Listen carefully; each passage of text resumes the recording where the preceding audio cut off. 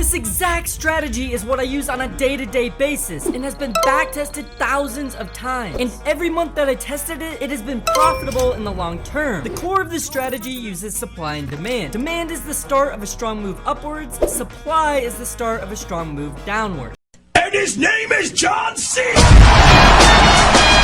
The idea is pretty simple. You want to buy from zones where institutional buying and selling is occurring. You know, where the big bank boys are entering. Now, finding these levels is extremely easy. You simply find the candle before the strong move and mark the low to the high of that specific candle. You then wait for price to come back to that zone, enter your position, then proceed to make millions of dollars. But there's a huge problem. For example, if we look at this chart, there's an area of demand here, here, and here. So which one do we use? Well, if you don't know the answer to that question, it could be the difference of you losing a trade and you winning one. So going back to our example, we had 3 different demand zones. Zones 1 and 2 are fake demand zones, persuading traders to enter there, when in reality, they just become the liquidity and help move price to the real zone, zone 3, and that's where price actually reverses. Now, you might be sitting there thinking, okay, cool, so you basically just want to pick the lowest zone, and that's the one that has the highest probability of going up. Well, yes, lower prices is usually a good thing when trading. The lowest zone isn't always necessarily the best one. For example, here on this chart, we have 2 zones. If we waited for price to come to this lower zone, we would have never gotten into the trade, because price came down to the strong zone, zone 1, and it went upwards from here. So how do we decipher which zones to choose? The answer? Inducement. If you go on Google and search the word inducement, you will find the definition, a thing that persuades or influences someone to do something. If we find inducement on our chart, it will raise the probability of finding the strongest zone. The easiest way to do that is by finding liquidity. The simplest form of liquidity is just equal highs or equal lows. Whenever there's equal lows like this, there will naturally be loads of stop losses below this level. The market is programmed to take out these stop losses and then proceed to do the actual move and go up afterwards. So if we go to this example, we have 2 demand zones. At zone 1, we see right before the strong upwards move, price consolidated and made equal highs and equal lows, meaning there's tons of resting liquidity below this demand zone. So as price comes down to this zone, lots of traders will enter as they think this is a strong zone, then proceed to set their stop losses below these lows. So oftentimes price will do a little upwards move from here, but then will want to proceed to take out liquidity. And where better to do that other than these equal lows? So price will end up breaking this inducement zone and move to the real zone, zone number 2. But you may not always be lucky enough to get a clear example like this. Sometimes it'll be a little bit more tricky to identify the true zone. Another way to find the strongest zone is by identifying breaks of structure. So in this example, zone 2 had so much strength that it broke the previous high, meaning there was tons of buying power from this demand zone to give it strength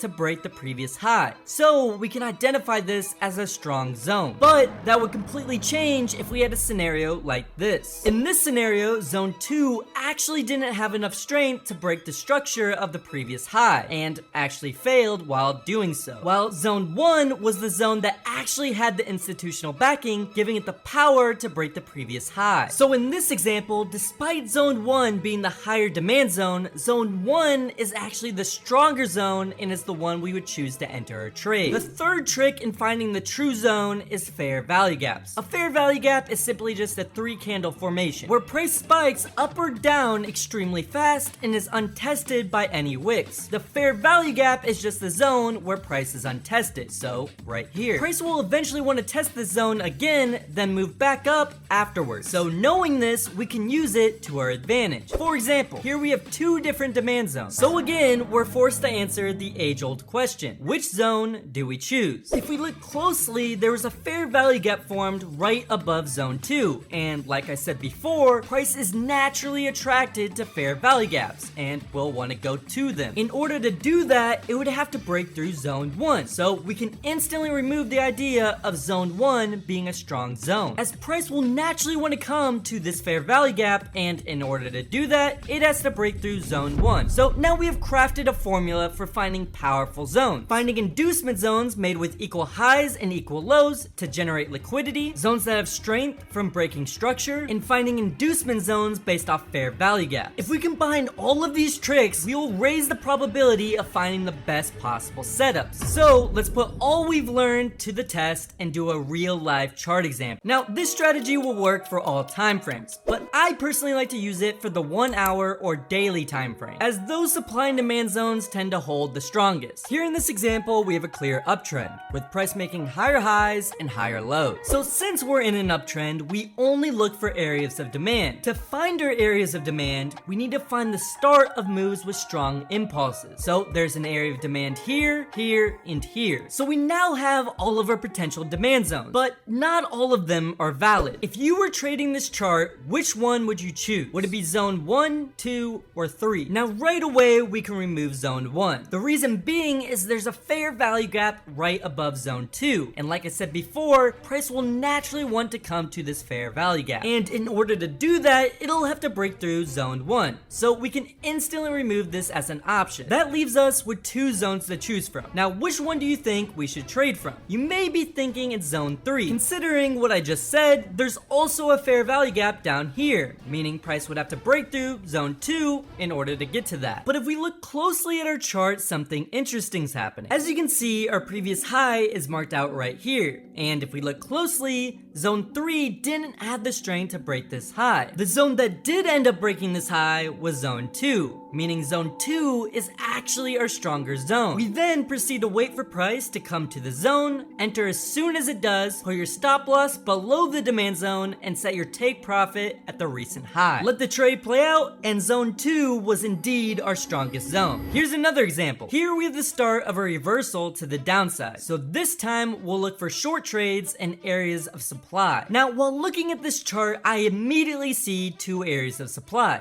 One right here and one right here. Which one should we use? Well, both of these zones broke the previous structure, so both of them passed that test. Zone 2, before creating its strong downwards move, made these equal highs. And like I said before, whenever there's consolidation or equal highs, that will create liquidity above these equal highs, as traders will set their stop losses above them, and price will naturally want to take out these equal highs. Also, there's a fair value gap above by zone 1. So that's a whole nother reason on why not to use zone 2. So we choose zone 1. We see what price does. It hesitates at zone 2 because all these traders think this is the correct zone. But for the reasons I mentioned before, we know it's an inducement zone. Price then proceeds to break all these equal highs, grab all of this liquidity. We enter a short trade, set our stop loss above the area of supply, set our take profit at the lows, and get a beautiful winning trade. Let's do one last final example. Here we have a downtrend. Since we're in a downtrend, we'll look for areas of supply. Right when I look at this, I see an area of supply right here, here, here, and here. So we have a total of 4 areas of supply, but which one do we choose? All of them created a break of structure, so we're good in that regard. When first looking at this, I see something very interesting. We see equal highs at this area of supply, so we can instantly remove zone 1. As price will want to naturally take out this easy liquidity at these equal highs, and in order to do that, it has to break through zone 1. Zone 2 is an inducement zone. Lots of traders will enter here thinking this is the correct zone, but like I said before, there's equal highs here, and since this is an inducement zone, it'll add even more liquidity. So we'll take out zone 2. That leaves us with 2 zones. Which one do you think it is? If you guess zone 3, you would be absolutely wrong, as again, there are equal highs here, creating natural liquidity, making zone 3 an inducement zone. So now we know zone 4 is the real zone. Let's see what price does. It breaks through zone 1 instantly, coming to zone 2, the inducement zone, hesitates, then proceeds to grab all the liquidity, giving it fuel to head higher. It then goes to zone 3, grabs even more liquidity, then moves to the real zone, zone 4. We enter a short trade, set our stop loss above the supply zone, set our take profit at the low. Watch the trade play out, and we get another winning trade. Liquidity breaks the structure in fair value gap. Implement this in your trading and watch your trading balance grow.